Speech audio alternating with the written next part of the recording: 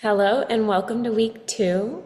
Today you're going to learn how to stop burning out on sales calls and do this instead. Where to find and hire closers, how to pay your closers, how to manage and track their performance, and behind the scenes with my teammate Juliette from a Zoom call we had where we actually went over similar concepts. If you're not quite sure what a closer is, this is someone who makes sales for you. When discussing how to pay your closers, we'll be showing you some commission concepts that work well. When we talk about managing closers, this is how we keep them performing well so that they want to keep performing even better. That way it's a win-win for everyone. You'll even get to see a little bit behind the scenes from a Zoom call with Juliette where we went over very similar concepts. You want to start delegating your sales calls when you're earning between 10 and 15K months consistently.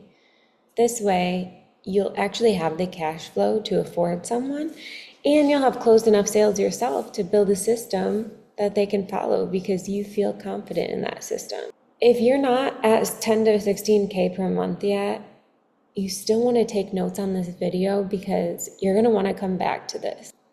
It's really important that you master these sales calls before you hire too, because a lot of people think that they can just hire someone to do the sales calls for them without actually having mastered it themselves. We're actually tracking how often we are doing these sales calls.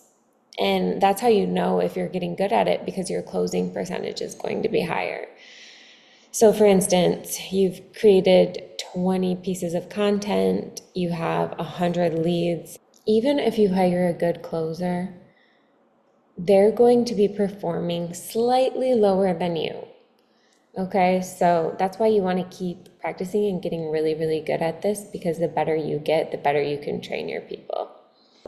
Over here, when we've created 20 days worth of content, this is where we're building that know, like, and trust. That's why if you were to hire someone who doesn't have this know, like, and trust, the chances of them closing the deal are going to be less. Once you've created these 20 days worth of content over here, that means the person who's speaking with you on the phone is going to be very excited to speak with you because you've warmed them up. If someone you train is performing slightly less well than you, it's actually okay because it's buying back a good majority of your time. So it still ends up being worth it if they're trained well. In the past, we've talked a little bit about delegating your lead messages. Now, if you've already trained someone to take over your direct messages, all you would need to do is explain these new responsibilities if they've proven themselves. An example of somebody who's proven themselves has already scheduled at least 30 calls this month on your calendar. So if they're not doing that already, then this isn't someone you want to put into this role, because a person who is closing deals for you speaks the same language as your client. They feel they've kind of been in your shoes, or at least they understand the shoes of your client. One thing you really want to do, and I actually made this mistake when I first started, was I outsourced a generic virtual assistant. People buy more from people that they relate to. When we're choosing the right closer, we are thinking about their level of belief in the service or product. So to find out, you want to run a mock call, and you don't want to just chat for 10 minutes. You want to simulate the real experience. So what you're looking for here is, when they get an outcome, are they owning the responsibility of whatever that outcome was? Or are they just following the tasks that you've given them? When you're choosing the right closer, you also want to have them tell you about a time where they got results they were proud of. When someone is telling this story about a project where they actually got results they were proud of, and they're really putting the focus on them and maybe putting down their last job, that's kind of a red flag. You want to look for someone who is really like with the team. They are talking about how they went above and beyond for their client. They stopped what they were doing. They just completely started serving their client. What you're really looking for here is that they care and that they're willing to go above and beyond. You can tell if you sit back and really listen. An example of someone who will go above and beyond is my teammate and I had a hair extension transformation, and she prioritized it so much so that she got a babysitter and came and saved the day and helped me complete the hair extension transformation. You also want to consider if this is your kind of person. Would you actually enjoy going out to dinner with them or having a coffee? When you trust this person and they trust you, this accelerates everything. You can move a lot quicker. When they do this mock call, it's really going to give you a feeling for how they're going to interact with your customers. The reason I'm going over this is because I've made many mistakes with this, and this can cause you, like if you choose the wrong person, this can cause you to almost fail. So the steps before this are very important when choosing. Doing the mock call, spending more than just 10 minutes with them, looking for if they're actually taking responsibility for the outcome and if they are eager to put in the work to get the result. We're looking for someone who's going to do more than what most people would do. Like, for example, most people would not have went out and got a babysitter just to finish a $1,800 hair extension transformation with me. When you see someone whose eyes light up about the project, they do this because they actually love it, that is a sign that they're the right person to work with. Now that you've found the person that's going to be great at selling your product, you want to onboard them in the right way. You actually have a chart of how you can keep track of their performance. So the first training phase is you do a mock consultation or discovery call and they watch. Then they do the discovery call and you watch. And then they do it alone and you do regular check-ins. So you want their show up rate to be between 70 and 75%, and you want their closing rate to be between 20 and 33%. So this would be an example of what your salesperson will fill out at the start of every day. So we have the number of calls here. We have the date that they did the call, the client's name. We're looking for where they came from. So whether they came from Instagram, Facebook, TikTok, did they show up? Did they win or lose? What's their closing percentage? And how long was the call? Did you record the call? What were your emotions during the call? Did they have any objections? If so, what were they? And what were your biggest takeaways from this? This is how we're going to help our closer progress with their calls. It's important that we have rituals with our closer.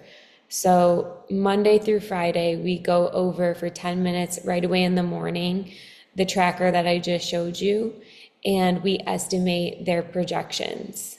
This keeps their focus on booking more calls and celebrating the successes that they've had.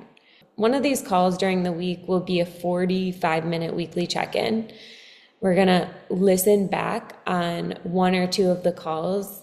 We'll celebrate what went well and then give a little bit of feedback to improve the next call. To help your closers stay motivated, these 10-minute stand-ups are going to be extremely exciting for them. For the 10-minute daily stand-up, they're going to share on Zoom their screen, and we'll go over their spreadsheet here. So they're basically going to say, I had 2 calls on the first, I closed 0, and I project that I'm going to close 4 calls tomorrow. Or they project that they're going to close 1 call out of 5 tomorrow. When we're giving feedback on these calls, we don't just want to give feedback right away. We want to ask them first, how did you feel about the call? because they're going to tell you where their headspace was. And you can only add value once they provide you insight. You'll ask them where they think that they should improve or where they think they could improve. And once they share that information, then you can actually go ahead and say, okay, this is what I saw that was great, and this is what I saw that I think could improve. I learned this in my coaching call that everyone walks around with an invisible sign on their head that says, make me feel important. And when you think about this, you know exactly how to start handling these calls and exactly how to communicate with your closer. So when you notice something they did amazing on the call, you want to be extremely specific with what they did, because this is going to light up that motivation and inspiration. You want it to be a win-win. So if they're aligned, that's a great reason to hire them. You're figuring out right now how much effort they're going to be able to put in. You really want to try to understand their motivation beforehand so that you know how much effort they'll be able to put in, so that you know how much you'll be able to pay them. When we're talking about what time of day they can work, how many hours a week they can work, how much they want to earn, when we've had that difficult conversation up front, it's very easy to determine if they're a great fit or not. If you're not at 10 to 15K a month, go back to the drawing board, go back to your sales tracking sheet, start booking more calls. I went over exactly how to get bookings, how to schedule more calls. If you have any questions on how to schedule more calls or how to close your calls, this is something we can go over. But I have step-by-step ways to be successful at this. So in today's growth activity, if you're there, if you're ready to recruit and train for your first high-ticket closer, get started with this. Rewatch this video, take notes. Remember that there's already a proven way to make this happen. And if you're not ready yet, keep using the sales tracker. Save yourself this lesson for later. You want to be really great at closing before you train. Remember that sales isn't about just scripts. It's about the transfer of trust. The right closer will believe in your product as much as you do. I want to know what you took away from this video. So email goddesstransformer@gmail.com. Lastly, if you don't feel ready, I want you to break it down into simple steps that make sense to you. So if you need to start this video from the beginning and just write down the first 3 steps to take, boom, boom, boom, spend 10 minutes on each step. You can set short 10-minute goals to put the simple steps you created into action. For example, if you have a teammate, ask her if she wants to meet for 10 minutes on Monday to share her tracker. And then the last example would be join small business startup groups in your niche. Pick someone you like and purchase a service from them. For example, if you have a teammate, ask her if she wants to meet for 10 minutes Monday through Friday to share her tracker. That way we keep the momentum high. And lastly, you can join a small business startup group in your niche by picking someone you like and purchase a service from them. Build a relationship with them. To implement this video directly, go on Facebook, hit the search bar, look for small business startup groups in your niche. So hair extensions, we're looking for startup hair extension salon owners, or closers in hair extensions specifically. You may not find that exact thing, but you're thinking in the mindset of you're joining groups in that niche, and you want to pick someone that you like, someone in your area. For example, when I first met Juliette, someone invited me to be in a group of entrepreneurs in the area, like small startup groups. And when I joined, I met Juliette. I noticed that she did lash extensions. She wasn't even a mile away from me. So I just decided, you know what, I'm going to go get my lashes done by her and meet her and see what she's all about. And since then, we've done many sales together. We keep working together and we keep growing and learning more. So I obviously liked her. I picked someone I liked and I purchased lash extensions from her and I built a relationship with her. I told her about the training I was taking that I had success with. So if you've had any success from this program, you can do the exact same thing. Okay? So send me your homework, let me know what you completed, and you can move on to day 13. Here's your little discovery call bonus that I did with Juliette. Yes. Okay, Dakota. So based on the answers that you gave me today, I would recommend you order Lux, Luminary Lux transformation. And with this transformation, I will have you come back every 5 weeks so I can take care of your webs and move them up and make them pretty. Does that sounds good to you? Sounds great. Yeah, that's perfect. So this package has this transformation has a cost of one time $2,500. Okay. I have 1,100 I can put down today, but as far as the rest, I'm not sure. Because I know I want to do this. Like, I feel confident that you're the one I want to work with because you spent so much time with me and I can tell you, you really just care. Like, you had a lot of questions and I felt like you really understood what I wanted. Um, so if I put that 1,100 down today, when would my next payment be due? So what we can do today is put that payment today, and then we offer different kind of financiations. So one way would be Cherry. I can send you the link right now. I will be sending you the link right now. Okay, go ahead and send it to me. There you go. So then you say, I'm going to walk you through the process. I'm gonna walk you through the process. So how does it show up on your phone?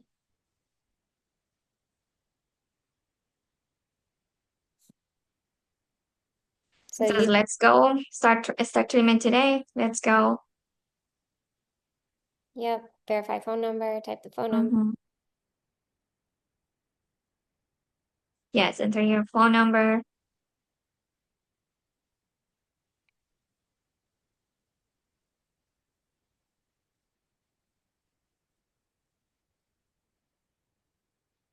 Okay, perfect. Okay, gotcha.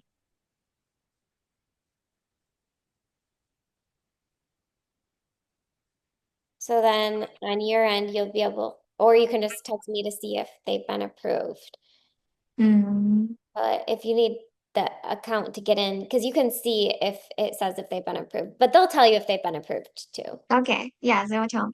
So let's say they only get approved for 1,000, Uh-huh. but the transformation's 2,500. Yes. You say, okay, we'll put that 1,000 down today, but Mhm. once that's paid, we're gonna have a payment plan of $200 a month until the rest is paid off. Mm. And then it wouldn't be through Cherry, right? It would be through us. Yeah, it would be through us, or we'll have you apply to Cherry again. Once it's Okay. paid off. Oh, gotcha. Oh, I see. Yeah, So there's different ways. yes. Okay. And so if they put any money down, then you want to say, okay, now let's get your appointment scheduled Mm-hmm.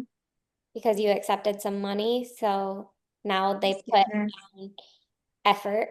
So you can say, okay, I have uh, August 10th available at 10 a.m. But you want to, like, if they want texture, like, you're going to want to try to go like 2 weeks out potentially. Texture, yes. Because then that we will order it through Bellamy. Yeah. Okay. Does that sounds good? Yep. Okay. Well, Bellamy is only if you get two. Bellamy, you can get the hair in 48 hours, but if we're going through a manufacturer, like give it 3 weeks. Okay. Are you ordering it through manufacturer or what do you think? Mostly. Oh, for her? I mean, hopefully I she mean, go no, to, your regular, the last ones that you done, is it Bellamy or which one have you used? I use my manufacturer. Mm, and it takes like 2 weeks. Yeah, 2 weeks Mm, is on the early end. I've been saying 3 weeks now because it stresses me out when I say 2 weeks. mm, yes, I feel you. Okay. You can say you're booked 3 weeks. In 3 weeks. Yeah, You're just booked for the next 2 weeks. exactly. Uh-huh. So the first available I have for you is 3 weeks from now on August 23rd. at Mm-hmm. 11 a.m. or at 9 a.m. So, yeah, Okay. I feel like you get it. Like, I feel like I'm gonna just read it all over again. I recorded it too, so I just want to hear it again. Oh no, I'll be ready for it. Um, and then like you're gonna be there, so if you see something, just jump on it. But I feel really good. good. And Like, I feel like she's gonna be a sweet person, so be oh, nice. yeah, for sure. Yeah. Like, but you also need to think about the people who are going to shy and they're going to say, I need to think about it. What are you going to say when somebody says, I need to think about it? Um, you say like, I understand. I understand. Do you like the idea of working with me? Yeah, Mm-hmm. And then can you see yourself benefit from this? yeah. It's just I need more time to make my decision. Okay. Well, I can promise you one thing, Dakota, is that you're gonna regret. You're gonna regret once you're done with your transformation, your work, you're gonna regret not having this done 3 months ago. Yeah. You think that's sounds fair enough? Yeah, because I'll definitely feel so good once I have it done. See how that gets them thinking that? Yes. And then what did you ask me? Does it sounds fair enough? That Yeah. sounds fair enough. Why don't you make your appointment and then we put a payment down of 900?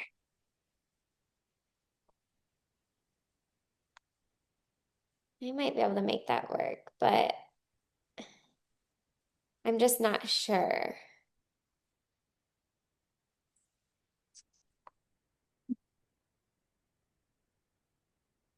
Okay, let me ask you a question. How do you think keeping your hair, the hair that you have right now, would impact you in the next 3 weeks? Well, in my case, I'm gonna feel fine about my hair. So the one I would choose instead of that, but that is a good one Mhm. to work with if they don't feel good in their hair. But the one I would say to go with would be money aside, ultimately, do you feel like this is what you need to achieve the look you're going for? Mhm. Yeah, I do think that is what I need. But I just want to really thoroughly think through this decision and make sure I'm making the right choice.